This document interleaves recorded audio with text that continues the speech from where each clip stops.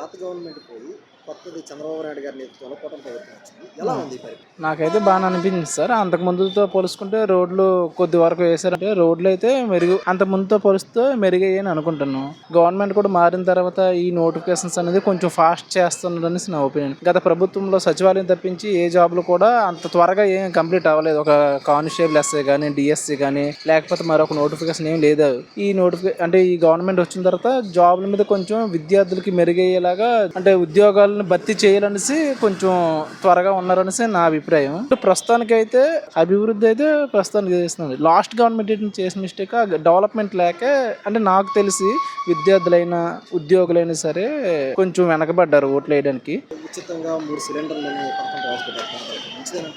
అది మంచిదేనండి పేదలకైతే. ఎందుకంటే ఇప్పటికీ చూస్తాను, ఇప్పుడు మాది పల్లెటూరే, మేము ఇంకా కర్రల పొయ్యిల మీద వండుతున్నాం. అలాంటి వాళ్ళకి ఏంటంటే కొంచెం గ్యాస్ సిలిండర్లు వస్తే వాళ్ళకి కొంచెం హెల్ప్ అవుతుంది. మెయిన్ అంటే మిడిల్ క్లాస్ వాళ్ళకి అయితే బాగుంటుందండి ఈ పథకం. డబ్బున్నోళ్ళు ఎలాగా కొనుక్కోగలరు, 1500 ఇచ్చి మామూలు పేదవాళ్ళు కొనుక్కోలేరు కదా.